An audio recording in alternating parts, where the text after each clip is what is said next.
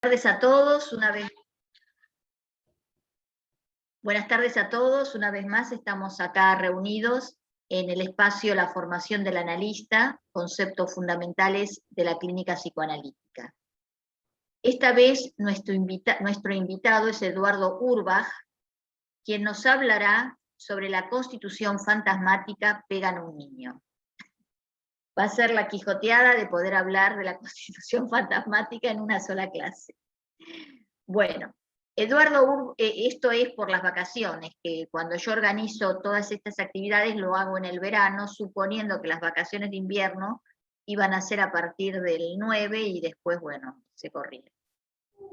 Eduardo Urbach es psicoanalista, miembro de la Escuela Freudiana de Buenos Aires, fue concurrente del Hospital Borda, en donde inició su práctica clínica y su formación profesional. Ha desarrollado una extensa carrera docente en la Facultad de Psicología de la UBA, fue coordinador en prácticas hospitalarias de la Cátedra Psicopatología, docente de Psicoanálisis Freud y de la Cátedra Psicoanalíticas 1, docente y supervisor del posgrado de Centro 2, donde ha coordinado numerosos grupos y dictado talleres y seminarios. Es autor del libro El manejo de la transferencia y de numerosos trabajos presentados en jornadas y congresos durante los últimos 25 años dedicados a la práctica profesional. Es coautor de Cuadernos Sigmund Freud, número 29, que es el libro insignia de nuestra escuela, y ha escrito numerosos artículos y ensayos. En el 2020 publicó su último libro, Saber hacer frente a los ataques de pánico, abordaje clínico desde la perspectiva del psicoanálisis. Es un gusto, Eduardo, que una vez más estés en estos espacios. Voy a dejar anotado tu mail para las consultas, dictámelo. Es Eduardo Urbach, todo junto, @yahoo.com.ar. Perfecto. Listo. Bueno, muchas gracias por aceptar la invitación. Te cedo la palabra. Un abrazo. Bueno, muchísimas gracias, Estela. Buenas tardes a todos. Bueno, efectivamente, como Estela decía, yo había armado estas clases sobre este tema para desarrollarlo en 2 encuentros. La circunstancia, la contingencia me llevó a tener que condensarlo en uno solo. Y entonces, como seguramente no voy a alcanzar a desarrollar muchas de las cosas que tenía pensado, decidí, acordándome de algo que a veces le digo a mis pacientes, ¿no? Que cuando llegan y dicen, tengo tanto que decir, me pasaron tantas cosas que no sé por dónde empezar, ¿no? Y yo siempre les digo, empezá por el final. ¿No? Y bueno, y después a pre-Q todo se resignifica. Entonces yo decidí empezar por el final. Y voy a compartir pantalla con ustedes el grafo del deseo, que seguramente todos conocen. Y fíjense que hay un rectángulo en la imagen destacada dentro del rectángulo, en donde encontramos que en el punto superior, donde se muestra la falta en el otro, el significante de la falta en el otro, lo cual representa lo que ningún neurótico quiere encontrar, lo que siempre se busca ocultar y velar, aquello que produciría una angustia que el sujeto supone insoportable. Debajo de él, justamente, es donde, fíjense que aparece el matema del fantasma, que es el tema que nos convoca hoy. Y fíjense que el matema del fantasma se encuentra inmediatamente arriba del matema del síntoma. Por eso siempre, en todo síntoma, vamos a ubicar donde está agazapada la escena fantasmática. Entonces esto puede leerse como que el fantasma se ubica velando la castración del otro, del gran otro. Eso tan angustiante que fácilmente puede articularse con la pulsión de muerte, y esta ocultación de la castración del otro, que supone la fijación al látigo, del cual vamos a hablar, esta ocultación de la castración del otro la logra gracias a una escena que produce una ganancia de placer, y que se ve implicada y representada en los síntomas de los cuales el sujeto neurótico se queja, ¿sí? Pero en los cuales ya Freud había descubierto una sustitución de la satisfacción sexual y un placer perverso relacionado con el sadismo y el masoquismo. Bueno, así pensaba yo terminar las dos clases, y decidí empezar por aquí, a modo de introducción, y vamos ahora a empezar a ubicar la cuestión de cómo es esto de la constitución del fantasma. Saben ustedes que desde los comienzos de su enseñanza, Lacan sostiene que el fantasma es el soporte del deseo. Decir que el fantasma es el soporte del deseo apunta a resaltar entonces que el deseo se juega en una escena que no coincide en su realización en términos de satisfacción real, sino que su marco implica otra realidad que con Freud nombramos como realidad psíquica. La constitución de la realidad psíquica supone una serie de operaciones que se articulan justamente con la función del deseo del otro y el estatuto del objeto en tanto perdido. Si definimos al fantasma como una respuesta que el sujeto se da a la pregunta enigmática por el deseo del otro, esta definición subraya correctamente el hecho de que el fantasma es respuesta singular del sujeto. El fantasma es siempre una respuesta singular del sujeto. Esa cuenta del sujeto. Esto tiene implicancias clínicas fundamentales, porque tiene que ver con qué es lo que el sujeto hizo con lo que le tocó. Esto que parece una obviedad es fundamental, porque si nosotros analizamos en relación a lo que le tocó al sujeto y nos quedamos allí, no hay análisis posible. El análisis encuentra su fundamento en que hay una responsabilidad frente a lo que a cada uno le tocó. ¿Y qué es lo que cada uno hizo con eso que le tocó? Un ejemplo, por ejemplo, un paciente que llega contando que ha sufrido una gran desgracia familiar ante la que se indignaba porque él consideraba que no era justo. Bueno, siempre es necesario reconocerle al paciente lo terrible que era lo que le tocó. Pero también es necesario ubicar que esto no tiene que ver con lo que se merece o no se merece, que lo que te toca, que no tiene que ver con la justicia, que no hay un Dios que reparta premios y castigos según tus merecimientos. Entonces, ¿qué es el fantasma? Hay una definición clásica del fantasma que lo plantea como una respuesta que entonces el sujeto se da, sin certezas, a la pregunta acuciante sobre el deseo del otro.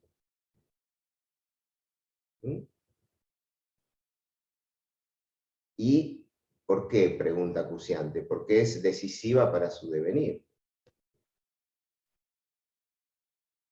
¿En qué relación fundamental es en la que comienza a constituirse el fantasma, sino en la relación con la madre, como otro primordial?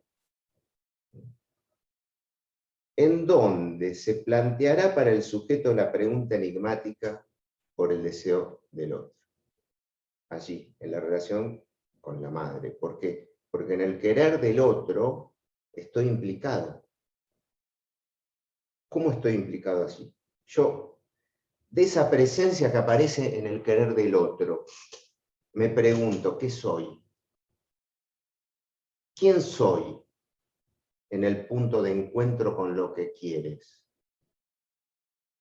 ¿Cómo responder frente a esa demanda? Bien, poder contestar fantasmáticamente qué quiere el otro es algo que va a permitir orientarse, le va a permitir al sujeto orientarse como un punto de anclaje en la existencia. Para empezar a ubicar esto, voy a apelar a una fórmula que todos seguramente conocen, que es la fórmula de la metáfora paterna.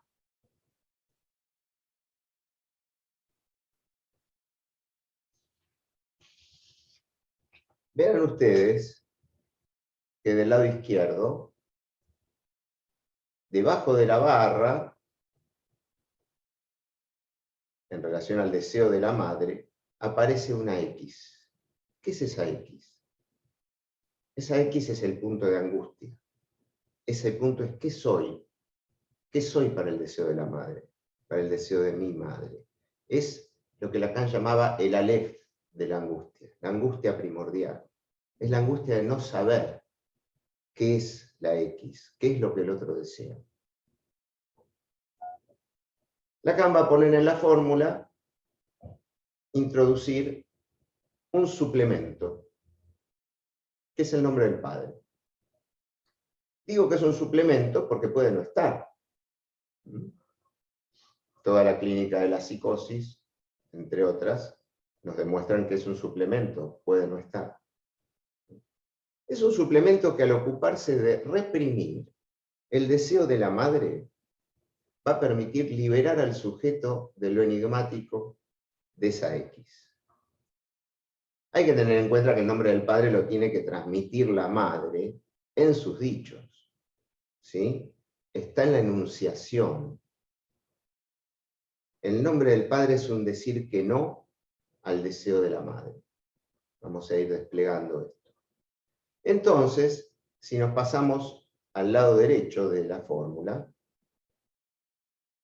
en donde ya está el nombre del padre comandando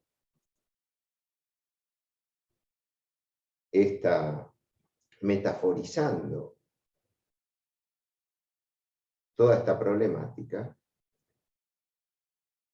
la X va a aparecer ahora, allí, no me aparece acá donde les mostré, pero donde dice falo, ustedes tienen que poner la X, es decir, esa X enigmática, esa angustia, ahora encuentra una respuesta en relación al falo.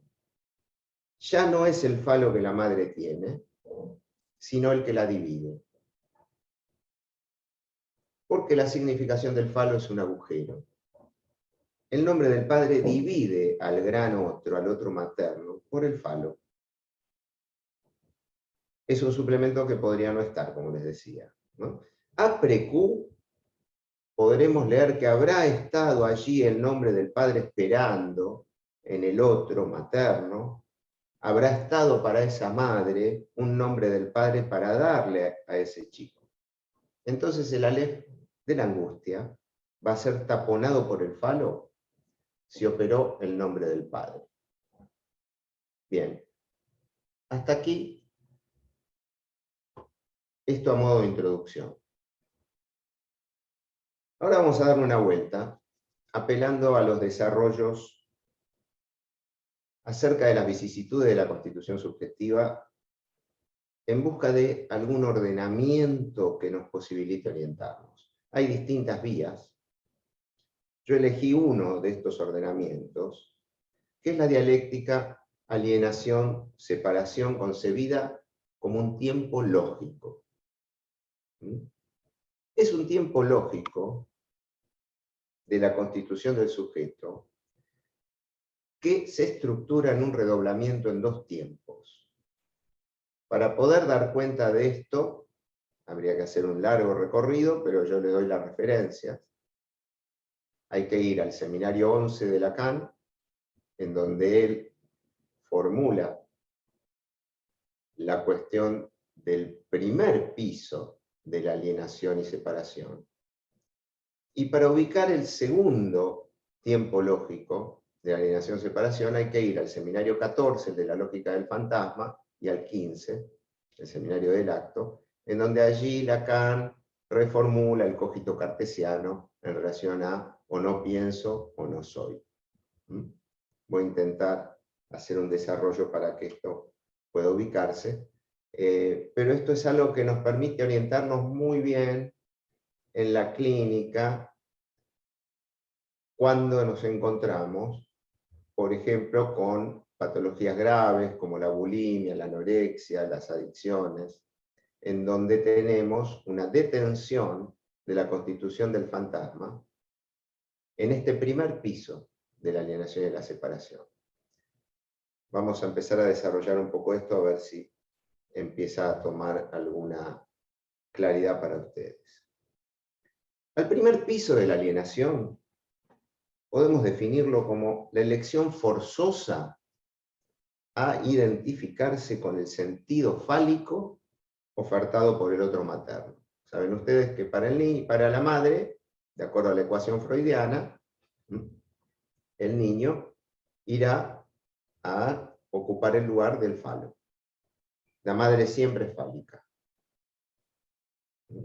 No hay un instinto maternal. Muchas de las dificultades que nos encontramos en la clínica, especialmente los que trabajan con niños, con problemas de autismo, psicosis, saben de la dificultad que ha tenido esa madre para falicizar a ese niño, para que tenga valor fálico para ella. Entonces, frente a la oferta que la madre hace de que ese niño entre a la estructura como su falo, el niño no tiene elección. Es una elección forzosa. La bolsa o la vida, dirá Lacan. O entra a la estructura identificándose como un falo o no entra. Entonces va a identificarse con el sentido fálico ofertado por este otro materno, pero es una elección que podrá darse a condición de que el bebé tenga efectivamente valor fálico para la madre. Ante la encrucijada de la presencia materna demandando al recién venido al mundo semifalo, completame, solo es posible acceder, alienándose. ¿Alienándose a qué? A este significado del otro. De este modo, podemos decir que el deseo de la madre resuelve la problemática del desamparo, la problemática de la angustia originaria, de la lef de la angustia, pero, claro está, es una resolución plena de efectos colaterales y paradojales. ¿Por qué? Porque si solo vive siendo ese objeto alienado, no tardará en vérselas con la angustia de ser el objeto de una plena presencia sin fisuras por donde escabullirse. Una madre solo puede vivir a su hijo como suplencia de su falta fálica. Ok, pero ahora bien, la madre puede eternizar lo que debiera ser un momento y utilizar a perpetuidad al bebé para obturar su falta fálica. La situación es diametralmente opuesta a aquella donde ese niño pasará a recordarle, podrá ayudarla a que pueda sostener tolerablemente su falta fálica. Entonces se trata de dos modos distintos de relacionarse con el falo. El modo de usar el falo para instrumentarlo como garante del taponamiento del agujero degrada aquello que dará encarnadura al falo significante. en este caso el niño mismo, ¿no? ¿A qué lo degrada? A la categoría de fetiche. ¿Saben ustedes lo que es un fetiche? Cuando se toma una parte por el todo. ¿Mm? Un niño fetichizado está falicizado al modo de un fetiche, pretendiendo completar a la madre de un modo absoluto. ¿Mm? Es lo que se le juega, para tomar un ejemplo conocido por todos, a Juanito, el caso Hans, cuando la madre lo viste a Juanito con un pijama enterizo de las pies a la cabeza para que no pueda meter su mano y masturbarse, tocarse su pene. El mensaje, la enunciación, ¿cuál es? Todo el goce es con mamá. Bueno, sabemos que Juanito, ¿cómo se las arregla Juanito con eso? Haciendo un síntoma, haciendo la fobia, que va a venir a ¿qué? A restituir lo fallido de la función paterna. Por eso en la metáfora aparece, significante del nombre del Padre, como la solución, que nunca es total y absoluta, siempre queda un resto. Bien, cuando el falo, el niño falicizado, ha quedado reducido a la condición de fetiche, nos encontramos con un modo de crianza que se desliza en el perpetuo subrayado ¿de qué? Del goce fálico. En el otro polo aparece la significación fálica. Estamos desarrollando, diferenciando goce fálico de significación fálica. La significación fálica va a acentuar el potencial de significación de la castración.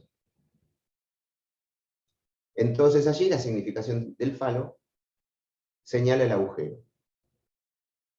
Entonces allí la significación fálica es la representación de la falta, mientras que el goce fálico es el intento puntiforme de bloquear la eficacia de la castración. Bien.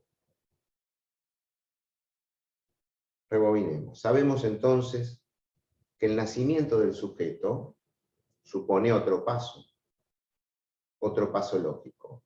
¿Cuál es? La separación. Hasta aquí ubicamos este primer piso de la alienación. Pero en este mismo primer piso tiene que darse la separación. ¿Qué implica la separación a nivel de este primer piso, que es lo que desarrolla Lacan en el seminario 11?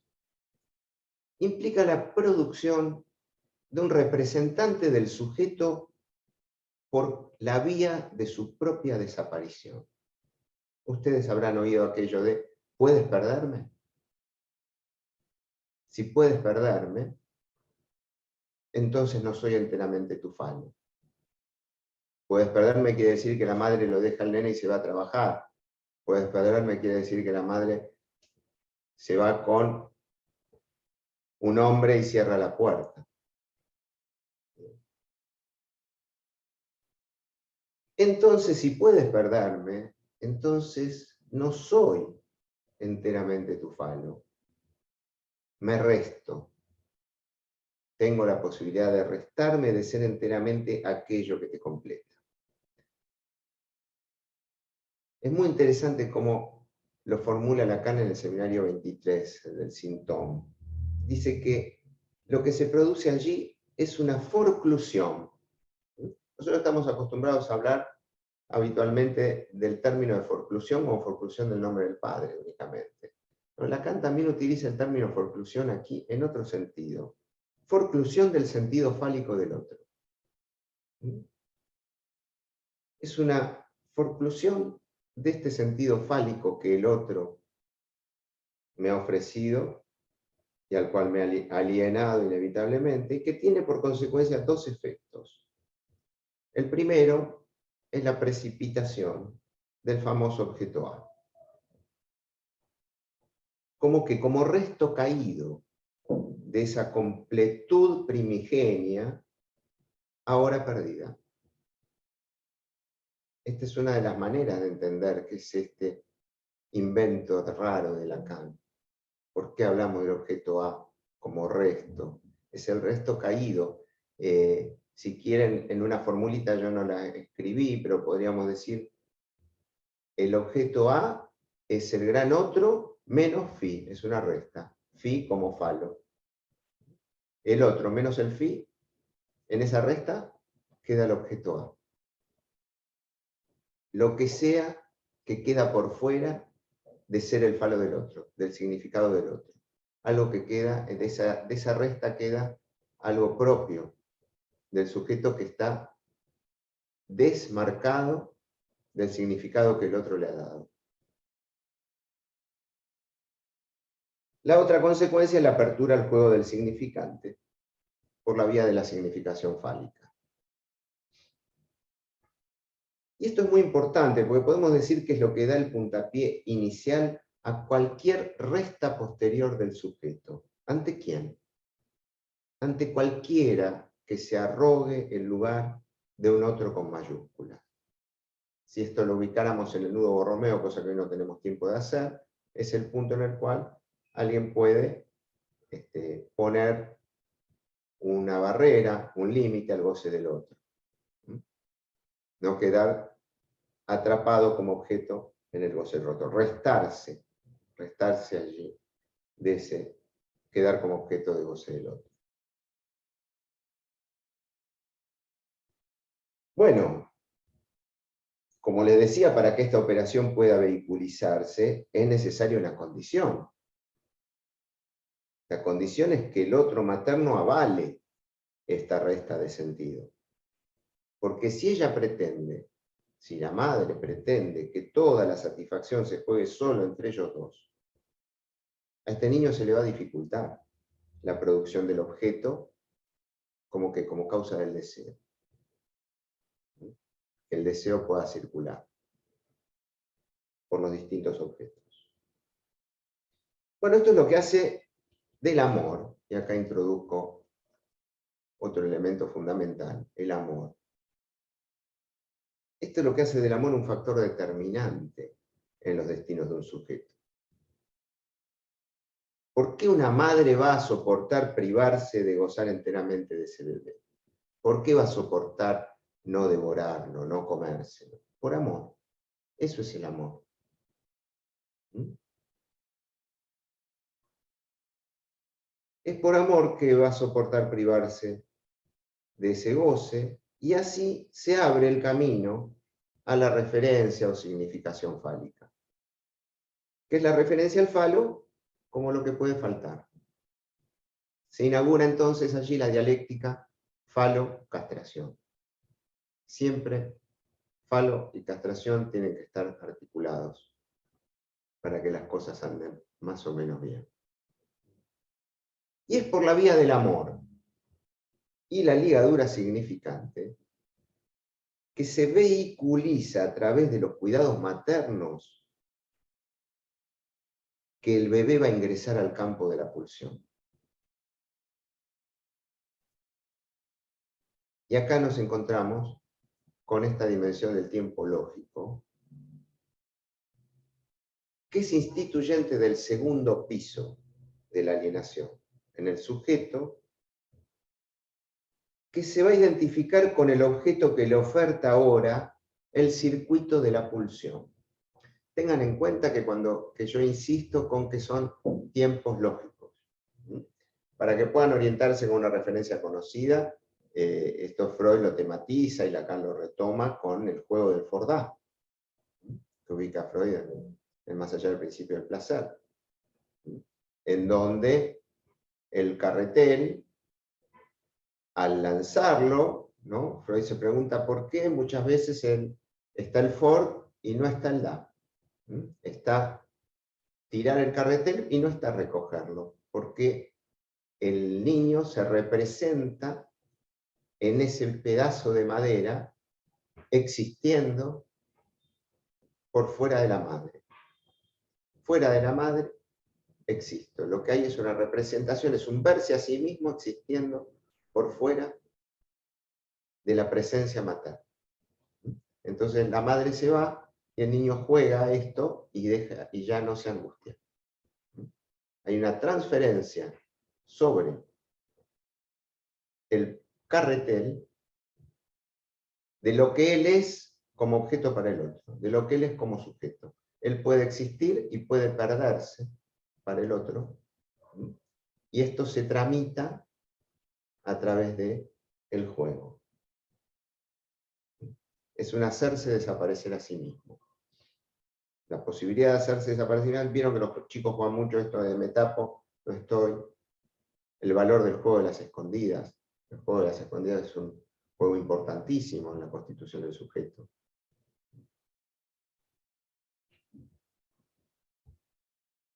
Porque está en juego la propia desaparición, el esconderse, y el ser objeto de la mirada del otro o ser objeto de la mirada de nadie, como le pasa al nene que está jugando a las escondidas, tan bien escondido que nadie lo encuentra, y la mamá dice, chicos, a tomar la leche, y él no escuchó, y sigue allí escondido, y ya es el objeto de la mirada de nadie lo está buscando. Ese es un punto de desamparo y de angustia terrible, ¿no? Y de no saber, aparezco o no aparezco, y aparezco y nadie me está buscando, donde creía yo que había una mirada buscándome, escondido de nadie. Bien. Entonces,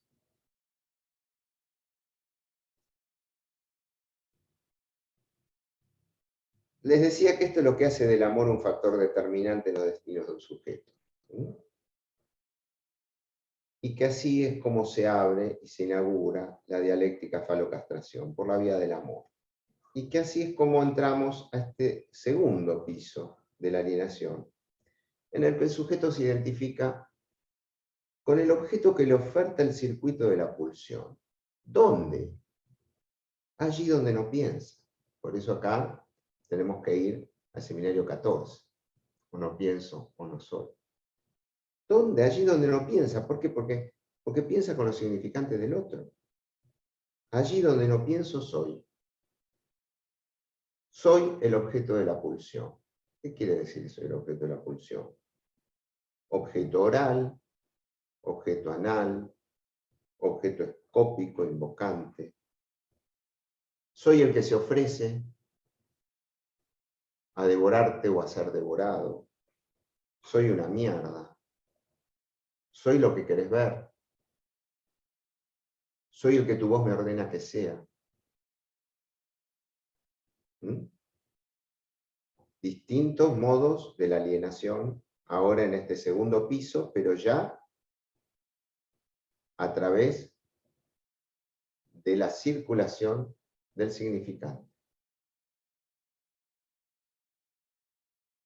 El sujeto encuentra en estas identificaciones los significados que el otro le ofrece. Encuentra allí pantallas imaginarias donde representarse, articulando sus primeras respuestas fantasmáticas frente a qué, sino a lo enigmático del deseo del otro. Con lo cual, tengamos en cuenta que el fantasma no puede constituirse más que por esta vía, que es la del masoquismo. Es decir, hay una fase necesariamente masoquista en la constitución del fantasma. En el fantasma, por la vía del masoquismo, va a entrar el padre de la ley.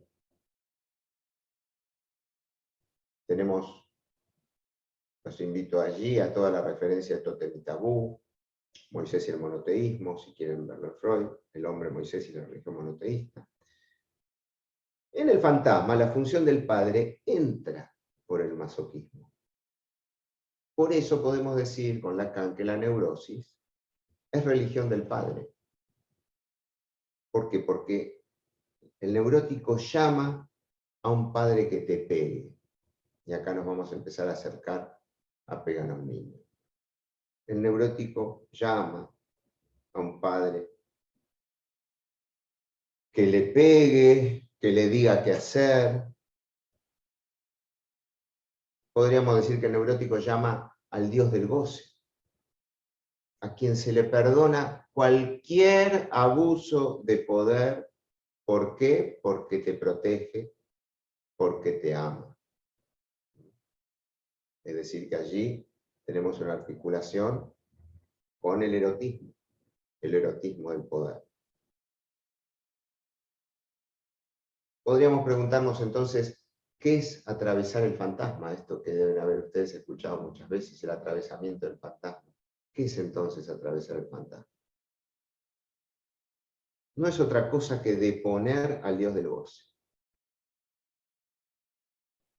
Prescindir del Padre a condición de utilizarlo.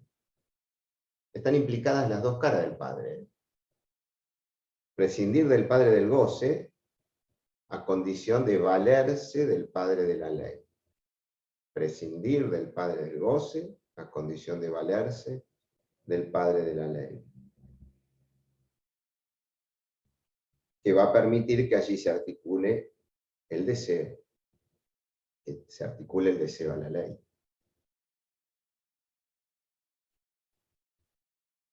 Ese es el Padre que dice basta, es el que dice no. El nombre del Padre es siempre un decir que no. Es un no al sacrificio del primogénito, si recuerdan la historia bíblica del sacrificio de Isaac. Es un Dios que está en falta. Es un Dios que está atravesado por la castración. La religión del neurótico es el amor eterno al Padre del goce, al que no se quiere soltar fácilmente. Bien,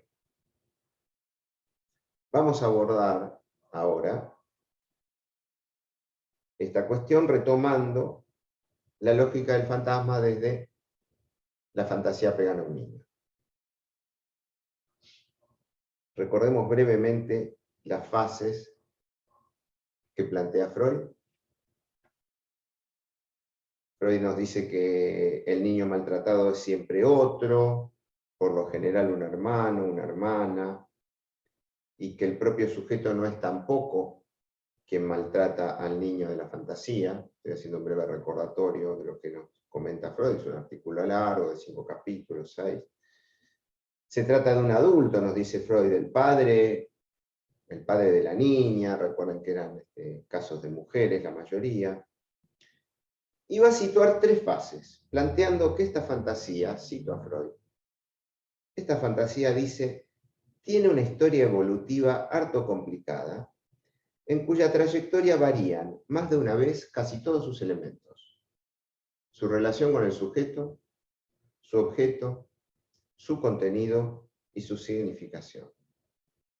Veremos, dentro de un rato espero llegar a ello, que si bien Freud dice que varían todos los elementos, hay un elemento que está presente en todos. Primera fase, el padre pega al niño, el padre pega al niño odiado por mí. Dice Freud que entre esta fase y la siguiente hay grandes transformaciones, ¿se acuerdan? ¿Cuál es la siguiente? La segunda fase dice, el niño maltratado soy yo. Mi padre me pega a mí. Esto provoca placer, dice, de carácter masoquista. Yo soy golpeado por mi padre. Va a decir que es la fase más importante, que no ha tenido existencia real, que no es jamás recordada, y que es una construcción del análisis que se impone, digo yo, como necesidad lógica. Este es el punto en el cual el fantasma pega a un niño, nos muestra de qué modo, esto lo sitúa Lacan, el fantasma es también una solución al desamparo. Ese niño que mira desde afuera, desvalido, como el padre pega a otro niño, se monta dentro de la escena, sustituye al niño golpeado y se hace mirar y golpear él mismo.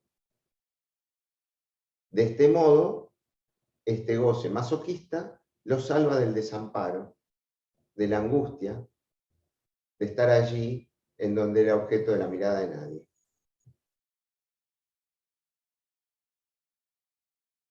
Tercera fase que ubica Freud, la persona que pega queda indeterminada o representada por un sustituto paterno. La propia persona del sujeto fantaseador ya no aparece. Un niño es pegado. La propia persona ya no aparece. A lo sumo pueden aparecer como simples espectadores. Bien. Vemos entonces que todo el movimiento de esa construcción del fantasma, ¿dónde se inicia? Se inicia con ese momento que Lacan en el texto del tiempo lógico lo vamos a llamar como momento indefinido recíproco. Momento indefinido recíproco, hay reciprocidad ahí con el semejante. Porque está atravesado por los celos primordiales. Mi padre pega a un niño que no soy yo. Allí está atravesado por los celos.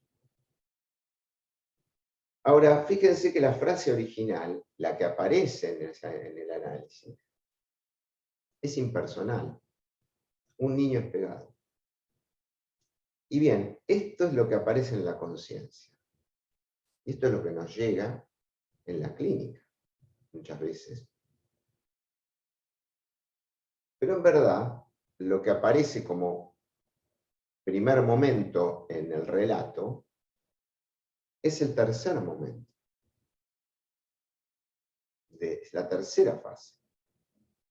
¿Da cuenta de qué? Da cuenta de cómo los otros dos momentos anteriores han quedado reabsorbidos en este. Y recordemos que Freud afirma que el segundo momento es el principal. Mi padre me pega a mí. Es el momento en donde el golpe y el amor encuentran su lazo. Entonces Freud hace allí una definición luminosa del masoquismo, diciendo que el masoquismo es la confluencia del erotismo y la conciencia de culpa. Allí, entonces, mi padre me pega es un sustituto deformado por regresión a la etapa sádico-anal de mi padre me ama. Por regresión a la etapa sádico-anal se convierte, se sustituye mi padre me ama por mi padre me pega. Esa formulación, mi padre me pega, es la construcción de un momento que no existió nunca en la realidad. Un momento, sin embargo, de insistencia pulsional. Insistencia pulsional. Justamente porque nunca existió. No cesa de insistir en su realización. Lo que ya se ha realizado, saben ustedes, pierde parcialmente al menos su carga de energía. Uno realiza algo del orden del deseo y después busca otro objeto, la metonimia se desliza hacia otro lado de la repetición, en la repetición. Esa es la concepción que tiene Freud del deseo, el deseo inconsciente, que no hay que confundir con los anhelos, sino que es aquella experiencia de satisfacción que nunca se alcanza. Es la experiencia de satisfacción que nunca se alcanza. Y por eso, porque nunca se alcanza, es el motorcito que nos mantiene deseantes.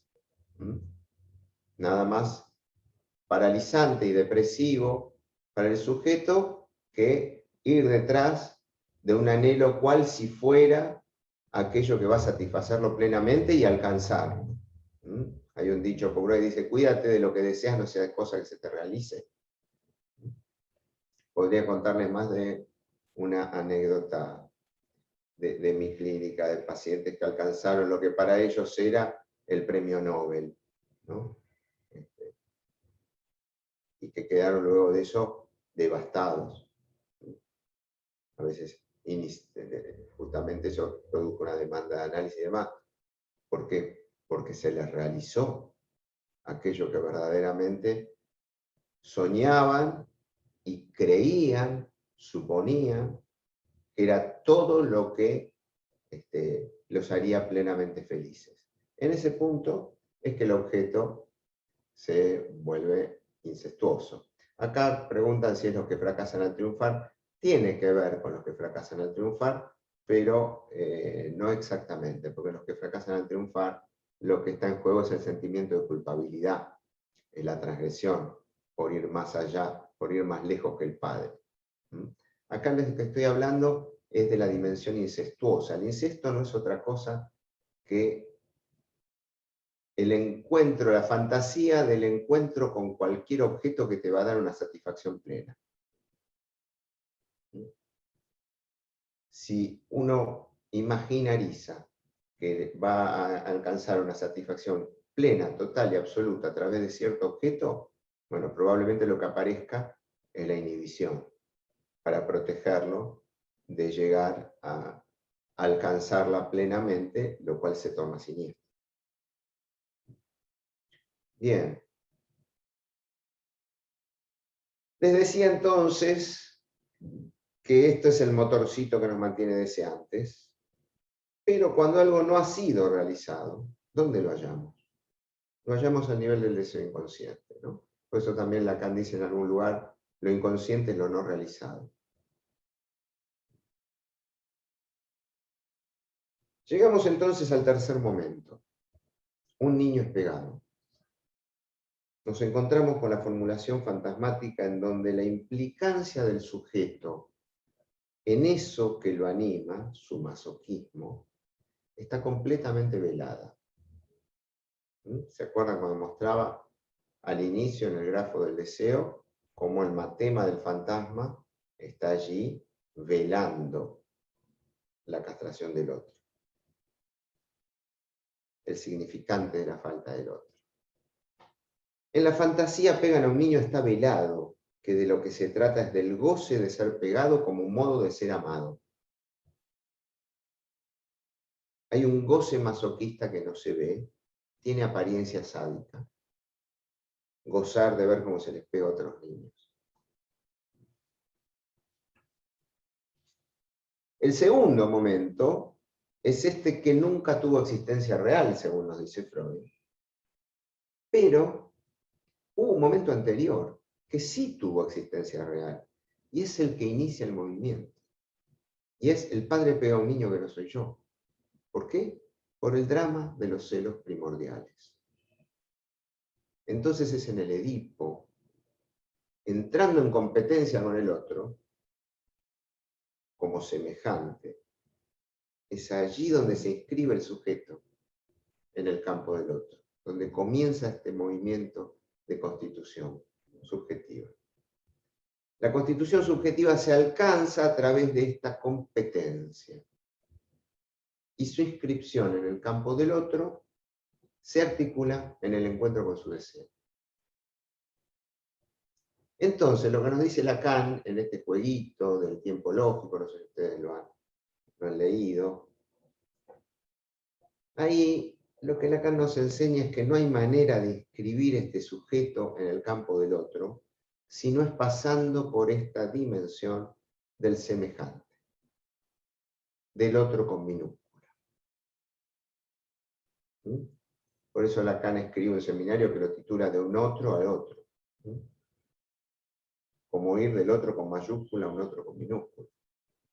Lo que los pacientes nos traen todo el tiempo en la clínica es la manera en la cual están vinculándose con sus semejantes cual si fueran otros con mayúscula. Y esto puede ser para sus padres, para sus parejas, para un amigo que vive a una distancia mucho mayor. Cuando tiene que venir a su casa que cuando uno tiene que ir a la suya.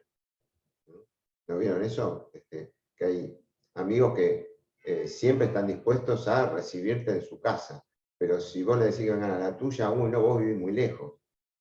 Parece que la distancia es mucho mayor si tengo que ir yo que si venís vos, ¿no? Bueno, ¿eso qué es? Y el sujeto, el amigo, siempre acepta ir a la casa del otro. ¿Por qué? Porque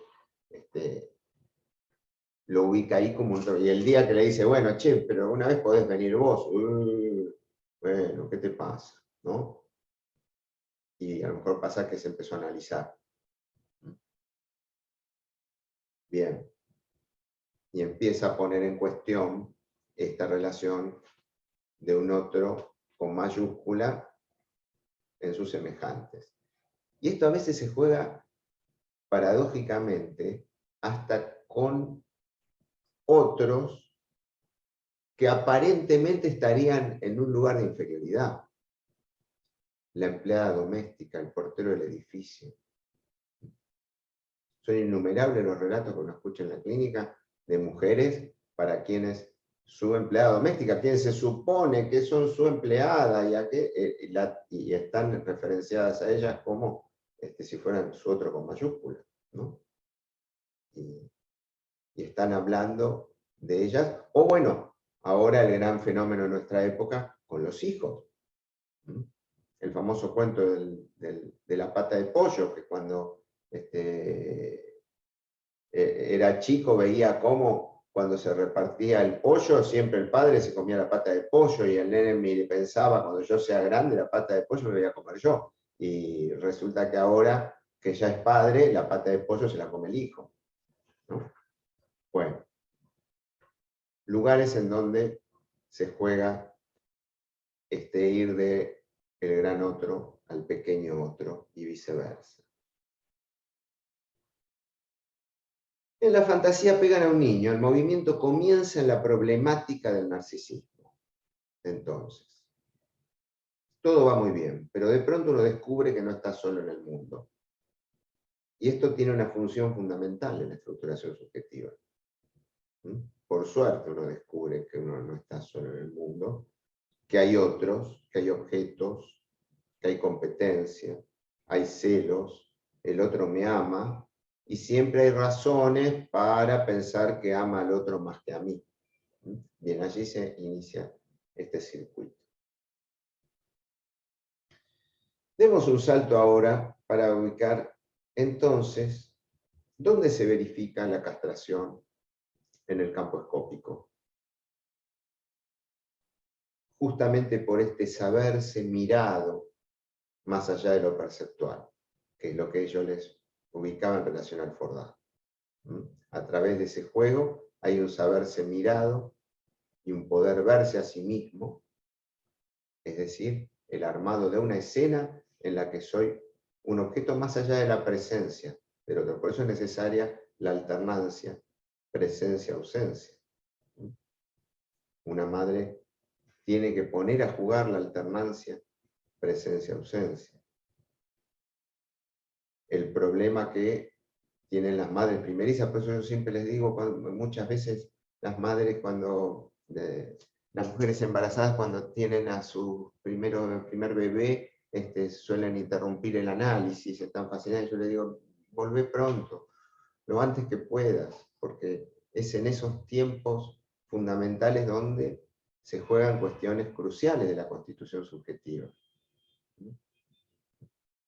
Yo he tenido enormes discusiones con la época que no sé, creo que todavía existe, la Liga de la Leche, que instauró el tema del amamantamiento a libre demanda, en donde no permite instalarse la rutina de presencia y ausencia. Hay una pura presencia allí, siempre dispuesta a una demanda, bueno, que deja a las madres devastadas por tener que estar siempre disponible para esa demanda, y que no le permiten al niño una buena relación con algo que tiene que ver con esta simbolización que la presencia-ausencia le va a permitir respecto de la constitución del fantasma. Bien, entonces, mi padre me pega, es la colocación del padre en el inconsciente. Es la prohibición de idealizar a la madre. Es el sometimiento a la ley del padre. ¿Qué nos enseña esto para la clínica? Podríamos preguntarnos.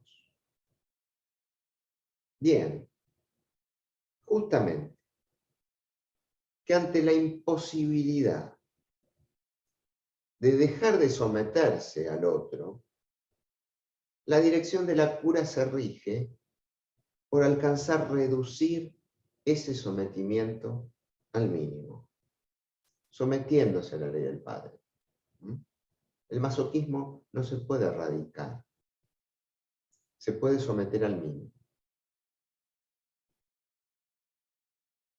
El masoquismo es de estructura y está sostenido justamente en la escena del fantasma. Y entonces, ¿qué es el fantasma fundamental? Ustedes tienen que haber oído hablar del fantasma fundamental. Y el fantasma fundamental supone el traslado del poder fálico de la madre al padre.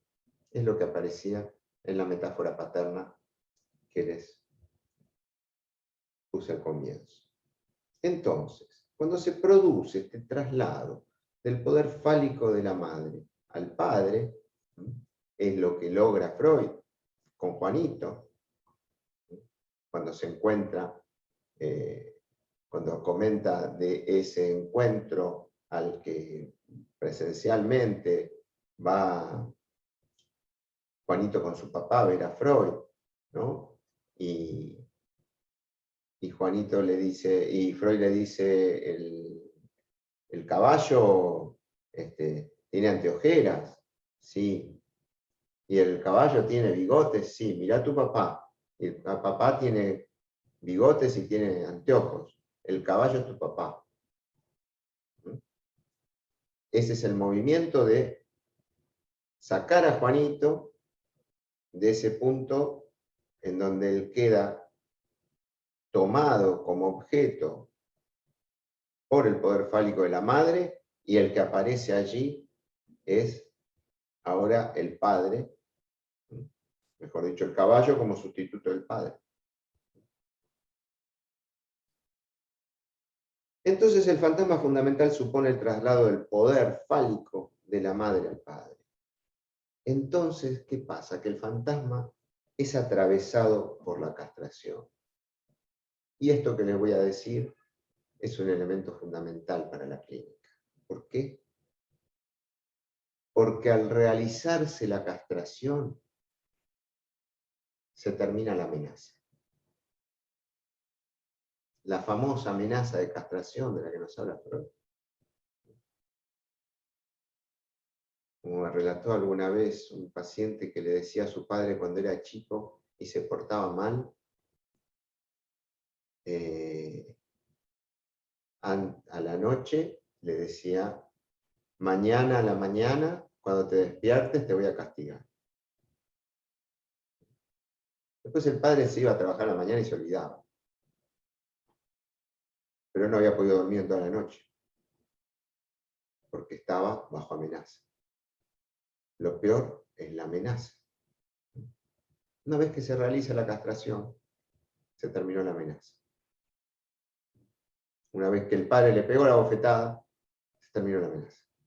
Ya está. No estoy diciendo aquí que haya que abofetear a los niños, ¿eh? Pero estamos tomando este fantasma fundamental. Pero simbólicamente es necesario que ese golpe esté presente.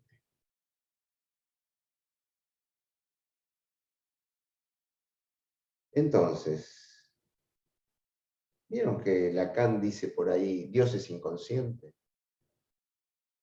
¿Qué quiere decir esto? Sino que le temo a una instancia legal que instauro dentro de mí.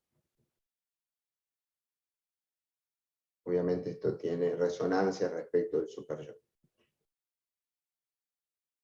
Y en el final del análisis uno podría decir que se ubica este punto de sometimiento a la ley que se expresa en solo le temo a Dios, entonces no le temo a nada. Bueno, esa es la dirección de la cura que plantea el psicoanálisis, ¿sí? Una vía a través de la cual el sujeto habrá de encontrarse en el camino hacia la separación de ese lugar alienado, en este segundo piso, restándose lúdicamente, desapareciendo en un chiste o en el corrimiento, ¿no? Corrimiento del sentido por los juegos del significante. Eso es lo que le va a permitir allí donde piensa, allí donde lo inconsciente se desliza por la cadena, rechazando los sentidos coagulados, no ser el objeto pulsional. Poder llegar a decir, yo no soy eso. Yo no soy ese desastre.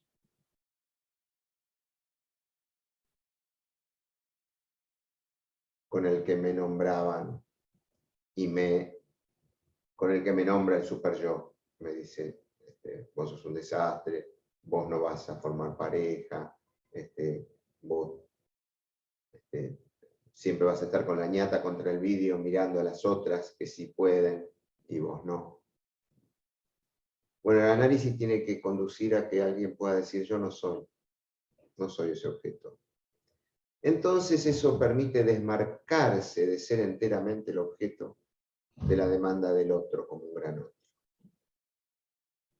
Podríamos decir, retomando lo que ubicábamos al principio, que entonces el análisis intenta volver a abrir la significación fálica, intenta volver a poner a jugar lo que en el nudo ubicamos como el agujero real de lo real. ¿Para qué? Bueno, para permitir al sujeto volver a empalmar, volver a armar sus propios modos de goce. No se puede pretender, y es totalmente insensato pretender que el análisis lleve a la renuncia de un modo absoluto al goce. Una vida sin goce, sin satisfacciones, es una vida sin sentido, una vida aplastada, una vida condenada a la depresión.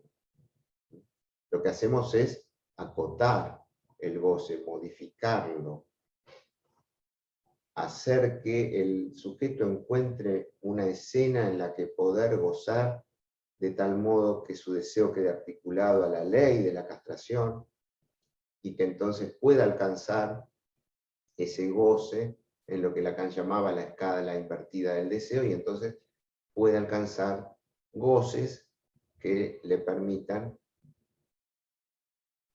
satisfacciones que además estén dentro de un cierto rango de placer y no que sean necesariamente masoquistas. Entonces, esto sucede cuando se reabre la significación fálica. Y tengamos en cuenta entonces que el acto analítico no es solo corte. El acto analítico es también empalme. El análisis opera haciendo corte y permitiendo empalme. La clínica psicoanalítica no es una clínica del puro corte. Es también una clínica del arte de saber hacer los empalmes, para que haya un corte y un empalme a un nuevo modo de goce. Esto es un tema muy importante cuando nos encontramos con sujetos que en su repetición tienden a insistir con, por ejemplo, un partener que nos maltrata.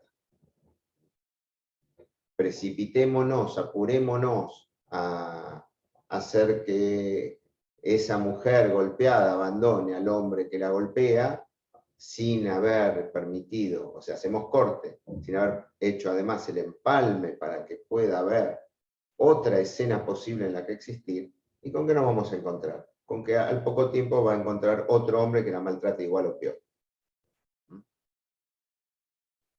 Entonces no se trata de empujar al sujeto a través del puro corte, ¿no? Tiene que haber corte y trabajo de elaboración, como lo llamaba Freud, tiempo de comprender, como lo decía Lacan, para poder acompañar al sujeto al armado de una nueva escena en la que existir, en donde su satisfacción pueda ser menos masoquista.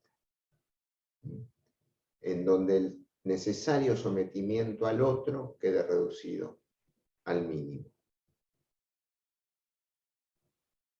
Pero bueno, estos empalmes van a estar a cargo del sujeto.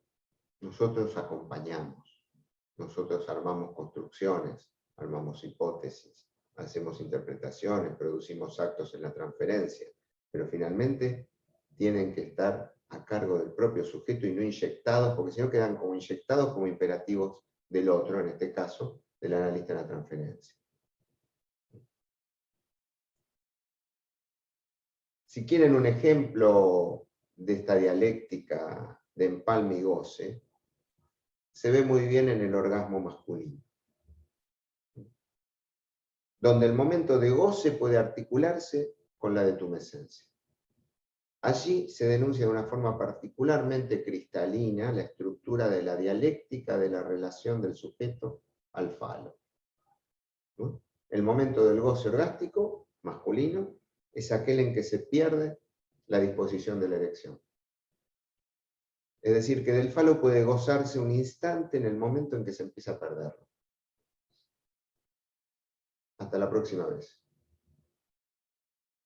Los goces que se esperan y se pueden obtener con un hijo debieran poder ser inmediatamente abiertos a la significación fálica. Retomo acá lo que ubicábamos al principio. Acá hay ciertas paradojas, por ejemplo la paradoja que el goce fálico que la madre obtiene de su hijo de ser permanente, de no tener resquicios, del lado de su retoño no puede ser vivido sino como tomando el horizonte aplastante del goce del otro, ¿no? Lo que desde la madre goce fálico, es decir, goce ligado a la palabra, al chico le cae sobre el cuerpo como goce del otro. Entonces siempre se debe tener cuidado, en esto nos advierte Lacan, cómo se examina la cuestión de los goces, ¿no? Él dice, no hay circularidad, hay una circularidad no recíproca entre ambos, ¿no? ¿Por qué? Porque abrumado por el goce fálico del otro, como les decía al principio, el sujeto no encontrará resquicios para esta pregunta vital. ¿Qué me quieres? Faltando la mera posibilidad de formular la pregunta por el deseo del otro, esto es por su falta, el sujeto se verá impedido de intentar responder fantasmáticamente. Ahí vamos a encontrarnos con todas las dificultades en la constitución del fantasma. Las marcas de estas dificultades en la constitución del fantasma fundamental retornan luego, saben ustedes. En el mejor de los casos, retornan en los síntomas neuróticos, en el mejor de los casos. Y en las dificultades para sostener en pie el deseo a la hora de la verdad, porque uno cree saber todo lo que quiere, ¿no? Pero ante la alternativa de especificar singularmente qué es lo que se quiere, suele venir una fuerte desorientación, ¿no? Es más fácil reprocharle al otro o enojarse con el otro porque nos priva de algo, que aceptar la responsabilidad de decir yo quiero esto. Bien. Tenemos unos minutos más, puedo contarles bueno, lo he contado muchas veces, algunos lo conocerán, el caso de un paciente que llegó muy angustiado a sesión porque había tenido un episodio de impotencia en un encuentro amoroso, ¿no? Se trataba de una relación con una mujer con la que ya había tenido encuentros sexuales. Nunca le había pasado anteriormente quedarse impotente, ¿no? Su perplejidad era notable. No tenía idea de por qué le había sucedido. Bueno, indagando acerca de los detalles de la escena, relata que todo iba muy bien hasta que ella, en un arrebato pasional, ella le dice, haceme lo que quieras. Game over. Allí es donde él se queda impotente. Él tenía una respuesta fantasmática con la que se las venía arreglando sin problemas mayores, ya que él creía saber qué era lo que una mujer deseaba, ¿no? Y que eso que él creía tenía que ver con algo del orden de la ternura, mucha franela, ser muy atento, en fin, modos en los que se las arreglaba para ubicarse como aquel que tenía un saber hacer para complacerlas, ¿no? Y esta demanda, haceme lo que quieras, lo deja perplejo. ¿Qué es lo que angustia entonces al neurótico? Sino la pérdida de ese punto en donde no puede ser tragado por el otro. Esto es lo que Lacan nombraba como ese punto en donde falta la falta. Va a decir, ese es el punto de la angustia, ese es el punto de lo siniestro. Ese punto en donde el otro no lo puede pensar ni calcular. Cito acá una frase que me parece maravillosa de Lacan del seminario 14. La lógica del fantasma. La clase 23 dice, el deseo inconsciente, si es inconsciente, se nos dice, es que en el discurso que lo soporta se ha hecho saltar un eslabón para que el deseo del otro, del gran otro, sea ¿qué? Desconocible. Fíjense lo luminoso. Lacan no dice desconocido, desconocible. Que el deseo del otro sea desconocible. Eso es aceptar, hacer entrar la castración. Cesa la amenaza. Poder aceptar que el deseo del otro es desconocible, porque ni el otro sabe qué desea. Es desconocible. Eso es un alivio. Que cuando ella le dice haceme lo que quieras, ella no tiene idea de qué es lo que está diciendo, ni él tiene la menor idea de, no, en ese momento se le cruzó todas las fantasías de todo lo que hubiera querido poder hacer en su vida y nunca se preguntó y no pudo hacer nada, ¿no? Es el punto en el cual el deseo del otro pasa a ser desconocido. Si es desconocido, aparece la angustia frente al que me quieres. ¿Qué quieres de mí? ¿Cómo puedo hacer para complacerte? ¿Cuál es el objeto que desearías? Mientras que si es desconocible, allí entra el lugar de la falta, el lugar de la castración. Bueno, entre paréntesis, digamos que este episodio abrió la puerta para que este sujeto, del que les contaba por primera vez, pudiera preguntarse por su deseo en juego en el acto sexual, ¿no? Cosa que nunca se había preguntado.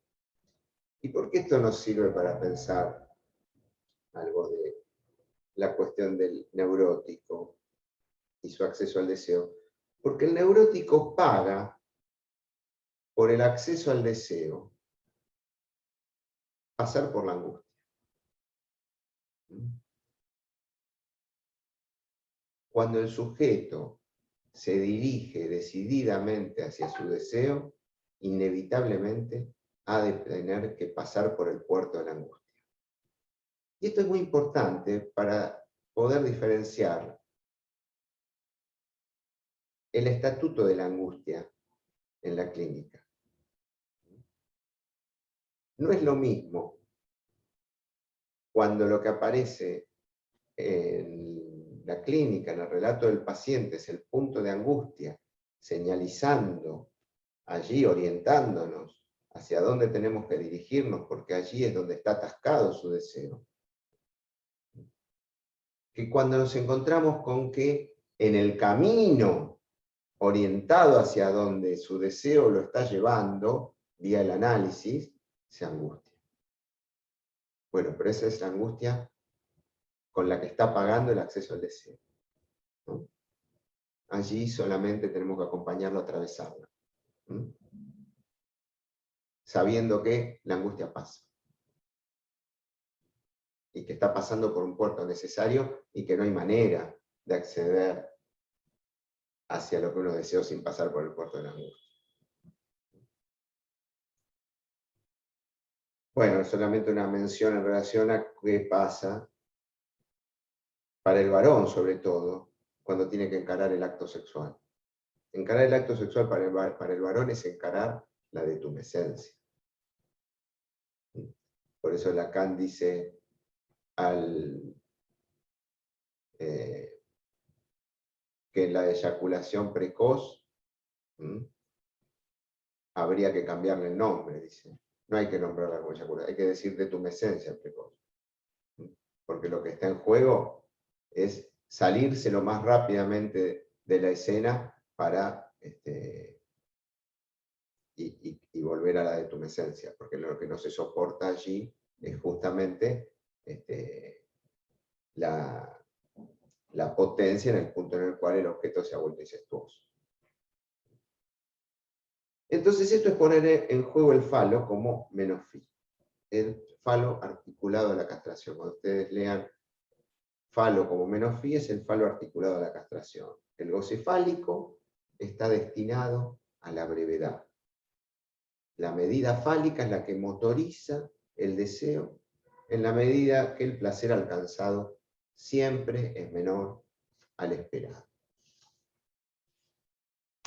Bien. Son las 5:20. Yo podría seguir contándoles algunas cosas más, pero prefiero detenerme aquí y abrir un espacio para que conversemos. Si tienen algunas preguntas o comentarios, los escucho. Ahí activé para que puedan hablar. Si alguien quiere hacer algún comentario o pregunta, pueden activar sus micrófonos.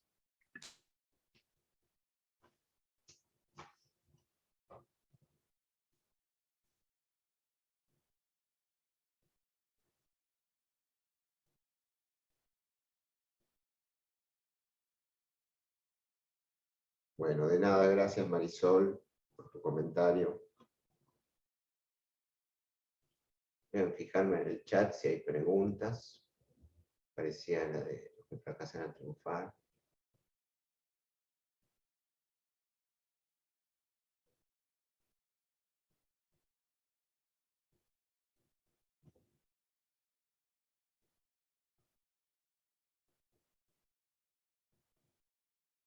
Bueno, estoy un poco asustado, parece que quedaron todos inhibidos.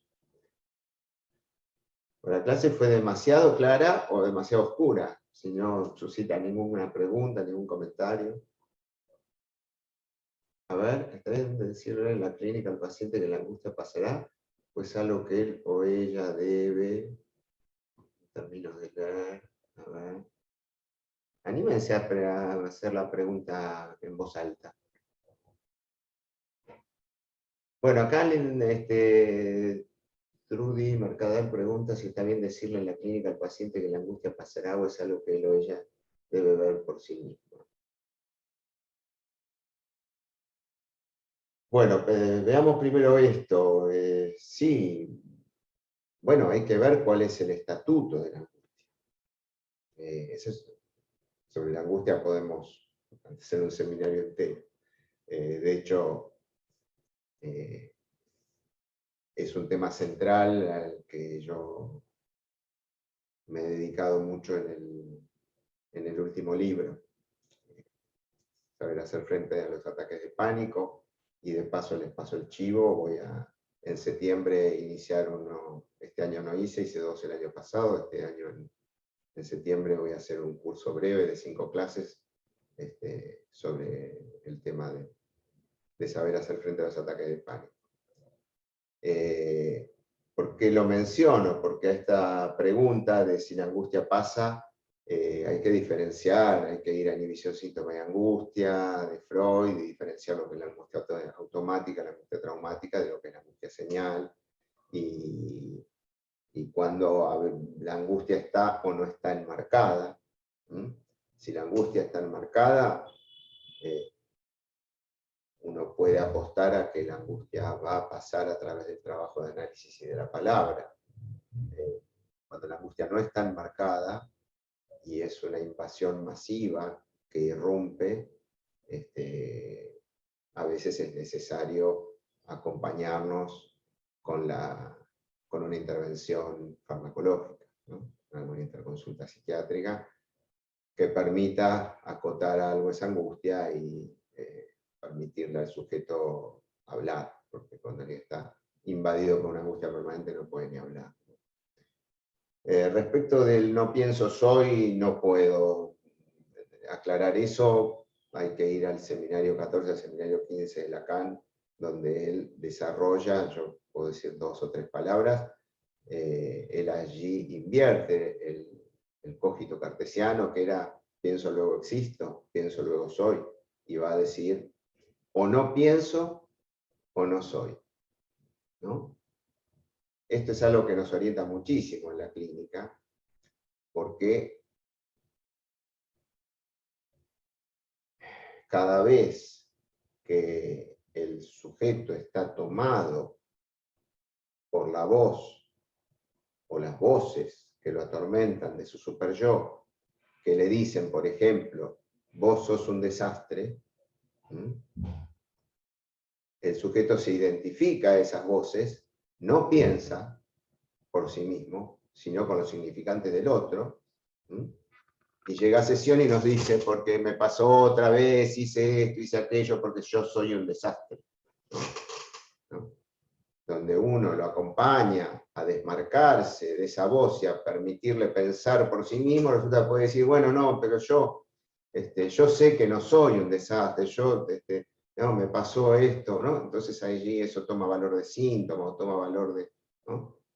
O no pienso o no soy. Pero en el punto en donde pienso, dejo de ser ese desastre, y hay goce en ser ese desastre, ¿se entiende? Hay un goce de ser esa mierda, hay un goce en la repetición de volver a una y otra vez, entonces hay que poder renunciar a ese goce de ser, y eso implica atreverse a pensar por sí mismo. A ver, ¿dónde dictaré el curso que mencioné? Ese curso se va a dictar, búsquenlo pregúntenme por mail y les mando toda la información. O búsquenme en mi página de Facebook o en mi página web. Mi página de Facebook es Eduardo Urbach Psicoanálisis. Hacia este fin de semana, o a más tardar la semana que viene, va a salir toda la información de ese curso que se va a iniciar en septiembre. A ver qué más preguntan.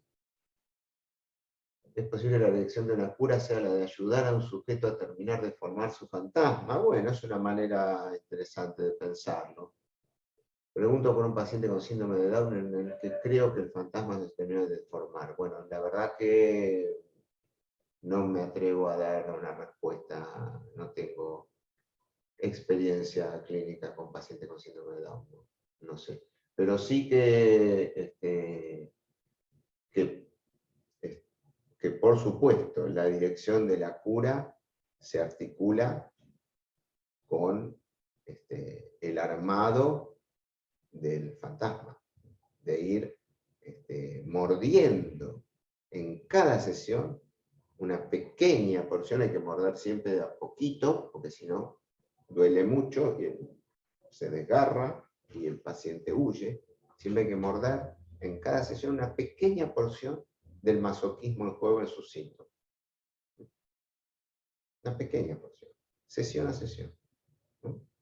Y esa es la dirección de la cura, y esta pequeña porción que uno va mordiendo va permitiendo el armado de una escena fantasmática en donde el fantasma termine de constituirse en esta dirección que yo les decía recién, en la que el sometimiento a la ley, que es inevitable, es como cuando suena el despertador a la mañana, aquellos que, algunos yo sé que se despiertan solos y les encanta ser mañaneros, pero debe haber muchos que como yo somos más bien noctámbulos, ¿no? Y que siempre nos ha atormentado el despertador, ¿no? Bueno, hay 2 maneras de relacionarse con ese despertador que suena. Tomo este ejemplo, ¿no?